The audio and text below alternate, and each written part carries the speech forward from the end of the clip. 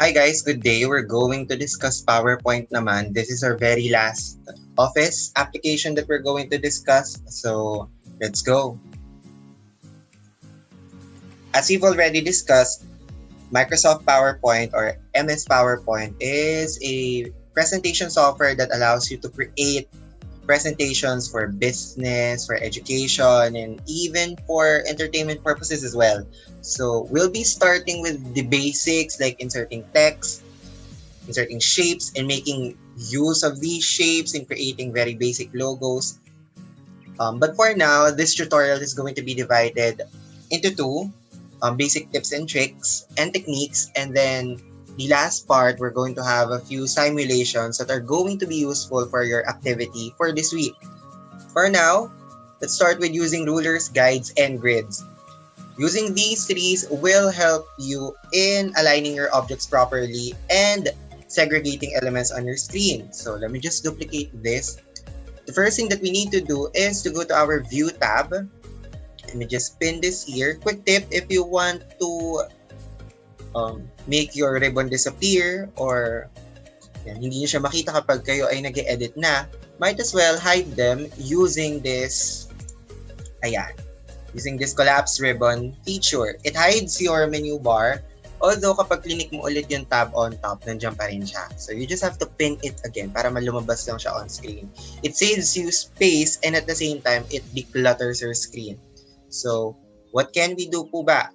Here, we can enable our ruler in this part. Ayan. We can also enable our grid lines. This is very helpful if you want to group your objects in your slides.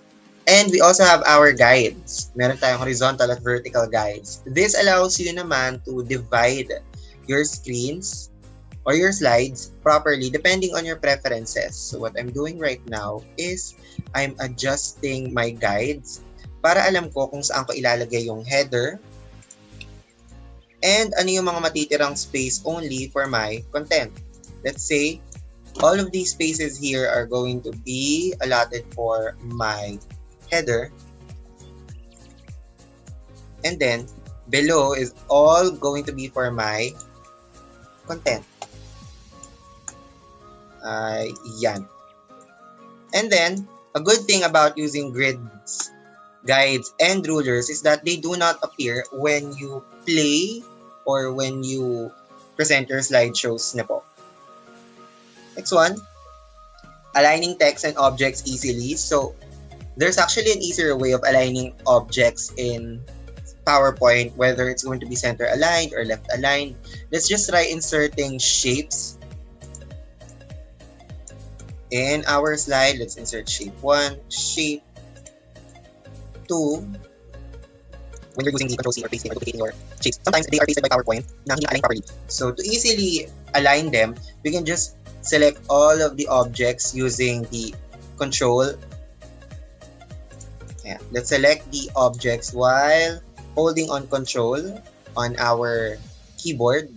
And then, select them all.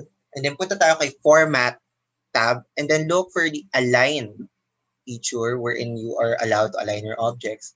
And then select if it's going to be aligned in the center or in the middle, or it's going to be aligned left or aligned right. Next one is customizing themes. Customizing themes is very helpful if you want to customize your slides and you don't want people to have the same themes as you have. So this is very helpful if you want to make your slides look more unique. Punta lang tayo kay Design tab and let's try to select any theme that is available in PowerPoint, or you can browse for more themes online. And then, pili lang tayo ng kahit anong template or theme na available. Let's say this one. This looks very, very expensive, no? Here, you have your themes and then sa gilid niya, you have your variants. Variants are more of like the same themes but they have different color schemes or different color palettes. You can change the colors without changing the theme. So, yan siya. And we can also customize it as well. Or what I usually suggest is you pick a theme in PowerPoint, you can change. Let me just reset everything. And you have your theme here. You can change the variants here. So what I usually suggest, if you don't want the colors or you don't like the colors for that particular theme, pwede pa naman natin siyang palitan again. Just click on Format Background and then punta tayo kay Solid Fill. Ayan. Kung gusto mo kulay yellow pero wala siya sa variants, pwede mo siya actually piliin and then palitan mo lang yung transparency para makita pa rin yung mga decorations. Usually, kung yung decorations natin ay white, we have to pick a color that is quite dark para mas makita natin siya on the slide. Pwede rin tayo magpalit ng gradient fill actually. Ayan. Kung gusto natin yellow and then blue or yellow and green pero wala naman siya sa variants, pwede natin siyang palitan actually. So, ganyan siya. You just have to pick the right colors. So, you can change the transparency as well, the position of the gradient, where it's going to start. So, pwede natin siya. The angle as well can be changed. So, depending on your preferences. You can also insert patterns as well.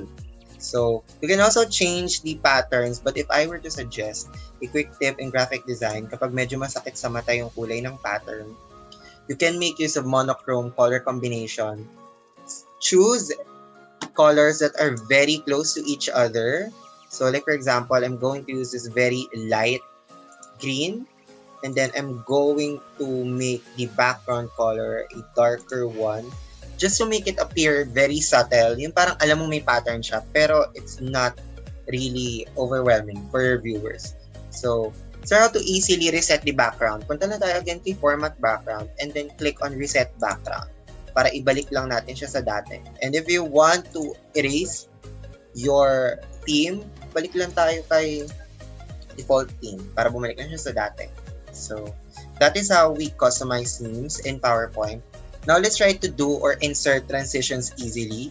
So for example, I would want to insert transitions into the slideshow easily. What you can do is you can click on the slide sorter view and then medyo zoom out natin ng konti para kita natin lahat ng slides. One quick tip that is very useful is that you can click on Control A, go to the Transitions tab, select a default transition that is going to be applied into all slides. Let's say I'm going to choose this one, window. So all of these slides are all going to have window for their transition. So one quick tip na pwede natin gawin is always remember if we want to insert movement sa ating mga slide, kailangan alternating slides have different transitions para hindi nakakasawa sa part ni audience na nakikita yung ating slides. So you can hold onto the control button in your keyboard and then select the slides alternately and then choose a different transition that is that is obviously different from the transition that you previously used. So what I did right now is magkakaiba yung transition. So, slide 1 to slide 2. It makes your slide look more dynamic and it makes your audience not really that bored kasi hindi isang transition lang yung ginagamit natin. Next one. We are now going to use the Eyedropper tool naman po. The Eyedropper tool is very useful when we want to insert or use a color palette from the internet and then make use of it in our slides. So for this particular example, I'm going to get a color palette I got from Colors. So if you also want to get color palettes easily, punta lang kayo kay colors.co para makakuha tayo. So export lang natin siya. For example, gusto nating kunin or kopyahin yung kulay nung color palette na to and then gamitin natin sa ating slides. This is very useful if you want your slides to look professionally done kasi meron kang color palette na ginagamit. Select on the shape that you would want to change the color. Go to your Format tab on top. And then punta tayo kay Shape Fill. And then click natin here si Eyedropper tool. Si Eyedropper tool, kokopyahin niya yung kulay na pinili mo and then i-change niya yung shape fill nun automatically. So without you trying to look for the color online, kung ano man yung kanyang code or kung ano man yung kanyang hexadecimal code, madali na para sa atin na mag-change ng kulay ng mga elements only using the eyedropper tool. You can also make use of this when you are trying to change the background color of the slide. You can make use of the eyedropper tool again. So, ganun lang siya kadali. So, using the eyedropper tool, you can make use of any image from the internet. Next one, finding and replacing text easily is also very easy and instant na gawin kay PowerPoint. Punta lang tayo kay Home. For example, meron tayong gustong palitan na term sa ating slide. For example, hinahanap natin yung word na motion. And then, marami na yung slides na na-insert natin. Punta lang tayo kay Home and then look for Find kay Editing. Or you can also click on Control F and then automatically it will search the word for you. Let's say the word motion and then hahanapin ni PowerPoint kung nasaan yung mga slides na merong word na motion. So, ayan siya. You can also easily replace them. For example, change natin yung word na motion into animation. So, pwede tayong mag-replace all instantly. Ayan. Instantly, papalitan na ni PowerPoint yung word na yon. So, Control Z lang natin kasi hindi yun kailangan natin. Number 2 naman po is inserting hyperlinks in different slideshow elements in PowerPoint. This is very easy and this is very useful if you want to make and look more interactive as well. For example, I am going to create a different slide show. So, I'm going to insert labels para alam lang natin kung ano yung slide na ating kailangan puntahan. So,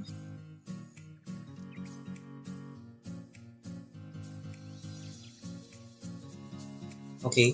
And then I'm going to insert shapes here that is going to be the buttons that allows us to move from one slide to the other. We can also align objects and distribute them we can distribute them easily as well. Click lang natin itong distribute horizontally. Ibig sabihin, the objects are going to be aligned and distributed horizontally using equal spaces. So, para mas madali. So, yan siya. So, duplicate lang natin.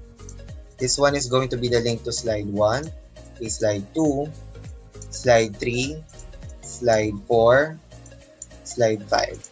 So, change lang natin yung fill color nila para, wala pala tayong slide 6. Change lang natin yung kanilang fill color. You can actually select and edit shapes easily by clicking on Control A. And then kung gusto mong palitan yung font niya, mas madali. And then, lakihan na lang natin yung font size para mas kita natin. So, here we have different shapes and these shapes are going to symbolize kung saang slide siya mapupunta. So, ang kailangan lang natin gawin is right-click, hyperlink, and then click on place in this document. Then, hanapin lang natin kung anong slide siya mapupunta. Same goes, select yung number 2, dali natin siya kay slide number 3. Hyperlink. Ayan. Slide number 3. Okay. Slide number 4. And then slide number 5. So kapag klink natin sila, ito tayo sa slide na yun. Tayo again kay slide number 1. Let's try it again. Slide number 5. Slide number 4. So that is how we insert slides. That's how we insert hyperlinks in PowerPoint. So next one is using motion paths. Using motion paths naman is very easy when we want to create simple and basic animations for our slideshow. Often ginagamit natin siya when we are doing storytelling. However, we have to be careful about using motion paths kasi sometimes hindi naman natin siya ginagamit, especially for business presentations. So, let's try to insert motion paths kagaya ng ginawa natin kanina. We have here a slide na meron tayong parang barrier reef, dyan na background, and then I have an element na whale, and then meron din akong turtle element here. Ang gusto ko mangyari, gumalaw sila from this part of the screen papunta sa dulo. So, parang gagalaw lang sila. They're like going to swim. So, click lang natin si animation on top, animation stop. And then, alam kasi natin, lagi natin ginagamit si entrance, emphasis, and exit. Pero meron pa tayong motion paths here. Pwede natin gamitin si lines. If you click on lines, so it's going to move on a linear perspective. Ang ganun, pang parallel lines. It's going to move, or it's going to move itself on a line. Parang ganon. So, pwede naman natin siyang palitan. We want it to move from the left. We want it to move from the right to the left. So, click natin si left. As you can see, the green dot represents the first point or si point A kung saan siya magsisimula. While si red dot, it represents the end point of our element. So, if we click on left, the element is going to move from the right side to the left. We can also adjust this by clicking on the arrow that is in red. It represents the endpoint nga. And then let's just drag it palabas ng ating slide. And then let's try to preview it. What will happen is that it's going to move from the right side to the left side of our slide. Pero medyo parang static yung pagkakagalaw niya.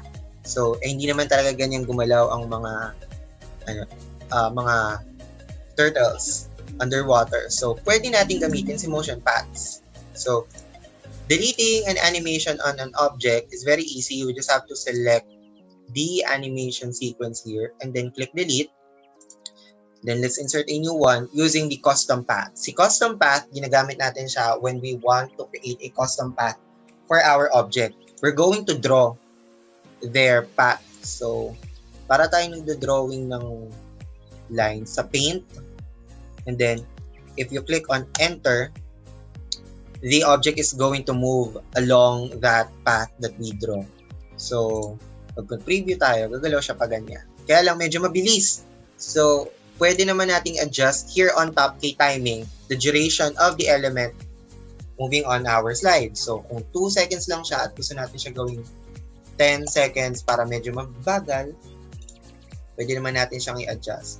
So, if we're doing animations, guys, quick tip lang po, always remember kapag medyo may 3D depth siya and we want to make it appear na parang 3D, always remember the elements that are on top would move faster than those at the back. So, kung si turtle ay nandito sa unahan and then si whale ay nasa medyo bandang likuran, what we can do is si turtle, pabilisin lang natin siya ng konti sa paggalaw. This is an animation tip lang na pwede natin apply kay PowerPoint. And then si whale, lagyan din natin siya ng animation, pero medyo bagalan natin yung sa kanya so that it appears na parang may 3D depth. So, instead of 2 seconds, let's try to make this 11 seconds para mas mabagal siya, obviously, kay turtle. So, what is going to happen is that the turtle is going to move first and then the whale after. So, ang gusto natin mangyari, they are both going to move at the same time but at different rates. So, sir, how do we do that? Click lang natin si element. Always remember, kung yung mga numbers here, yung mga numbers na yan, they represent the sequence of the animation. So, here on top, instead of on-click, kasi by default, objects in PowerPoint, they don't move unless you click anything on your keyboard. So, instead of on-click, gawin natin siyang with previews. It means that the element or this particular element is going to move at the same time dun sa element na nauna sa kanya na may animation din. So, if we click on preview, they are going to move at the same time but at different rates. So, pwede natin gawin yan. We can also make this background move just to make it look a little bit more dynamic as well para meron siyang Parang meron lang siyang, yung background natin gumagalaw din. So, it's going to move from left to right naman. So, bagalan natin yung kanya ng mas matagal para just to make it look more 3D.